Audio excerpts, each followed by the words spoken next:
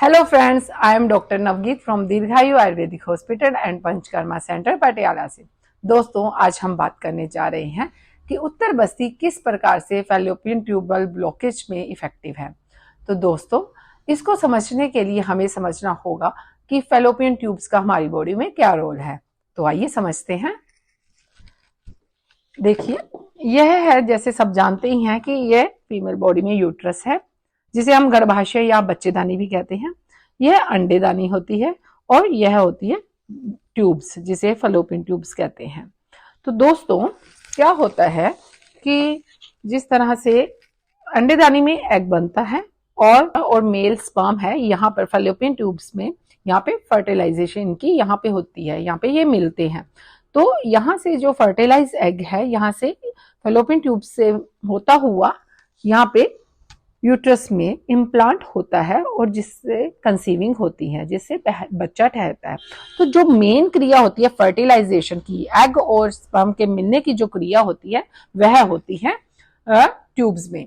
तो अब ये जो ट्यूब्स की मूवमेंट है, अगर यहाँ पे किसी तरह से कोई भी कारण से ब्लॉकेज हो जाए तो उस वजह से फिर ये क्रिया नहीं हो पाती है। जब यह क्रिया नहीं होगी तो फर्टिलाइजेशन नहीं होगी और ना ही इम्प्लांटेशन होगी, ना ही बच्चा ठहरेगा। तो सबसे इंपॉर्टेंट रोल है ट्यूब्स का। तो फैलोपियन ट्यूब्स की ब्लॉकेज का मेन कारण क्या है? इसके बहुत से कारण हैं, जैसे कि किसी तरह की इन्फ्लामेशन होना, यानी कि बच्चेदानी में सूजन होना, पेल्विक इन्फेक्शन होना, टीबी हो जाना।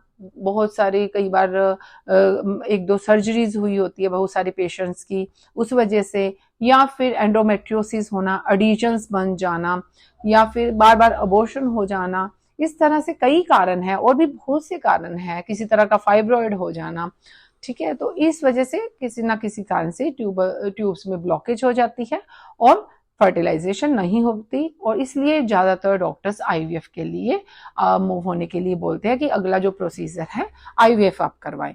बट आयुर्वेदा हमें ऐसा नहीं कहता। आयुर्वेदा कहता है कि आप जरूर एक बार आईवीएफ जाने से पहले उत्तर बस्ती जरूर करवाएं। आजकल बहुत से आईवीएफ सेंटर भी उत्तर बस्ती करवाने लग गए हैं। अब हम जानते हैं कि उत्तर बस्ती किस प्रकार से ट्यूबल ब्लॉकेज को खत्म करती है। तो दोस्तों, उत्तर बस्ती करवाने के लिए आपको सबसे पहले एक एक्सपर्ट आयुर्वेदिक डॉक्टर के पास जाना होगा, जिनको इस चीज में महारत हासिल है। दूसरा, वहां पर प्रॉपर ओटी सेटअप होना चाहिए। उसके बाद पूरे इंस्ट्रूमेंट्स जो हैं वो प्रॉपर स्टरलाइज होने चाहिए, ऑटोक्लेव होने चाहिए, मेडिसिन ऑटोक्लेव होनी चाहिए। उसके बाद ही उत्तर बस्ती की जानी चाहिए। दोस्तों, उत्तर बस्ती एक बहुत ही सेफ प्रोसीजर है, ओपीडी बेस्ड प्रोसीजर है। इसमें किसी प्रकार की भी बेहोशी की दवाई देने की जरूरत नहीं पड़ती और साथ ही साथ सेम डे पे छुट्टी हो जाती है।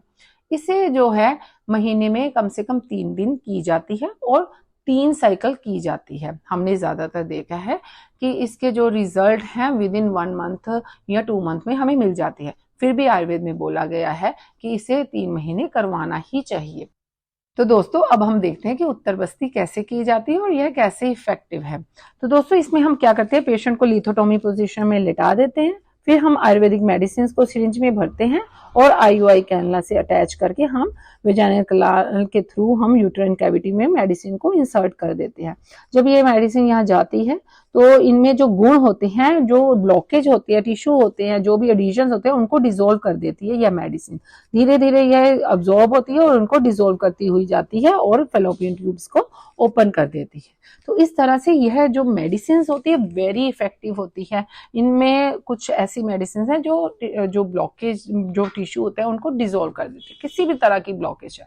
तो इनको हम करने में कम से कम 3 दिन लगाते हैं और ये सिर्फ 2 और 3 मिनट का प्रोसीजर होता है, कोई ज्यादा लंबा प्रोसीजर नहीं होता और वेरी सेफ प्रोसीजर है और बहुत ही इफेक्टिव। तो दोस्तों, आपने देखा, यह है उत्तर बस्ती। बहुत ही बढ़िया प्रोसीजर है और बहुत ही मिराकुलस हमने इसके रिजल्ट देखे और विद इन 1 मंथ रिजल्ट देखे। बट मैं श्योर नहीं कहती कि आपको विद इन 1 मंथ आपको रिजल्ट मिलेगी, नहीं, मिनिमम आपको 3 महीने करवानी होती है। अगर बीच में आपको कंसीव हो जाए तो बहुत अच्छी बात है, नहीं तो हमें 3 महीने यह कंटिन्यू करना ही होता है। और यह डिपेंड करता है कि किन पेशेंट्स को किए जाए, कैसे पेशेंट्स लेने, ये उनके पेशेंट की कंडीशन और डिजीज और जो फैलोपियन ट्यूब्स की जो हेल्थ है उनको देखते हुए हमें डिसीजन लेना होता है। तो दोस्तों, अगर आपको यह वीडियो अच्छी लगी है तो आप हमें ज़रूर बताइए, और इससे रिलेटेड अगर और भी जानकारी चाहिए तो आप हमें उसके बारे में भी ज़रूर बताइए, और कोई क्वेश्चन है तो आप हमें कमेंट करें। तो कैसी लगी यह जानकारी और कैसी लगी हमारी वीडियो, आप हमें ज़रूर बताएं, शेयर करें। थैंक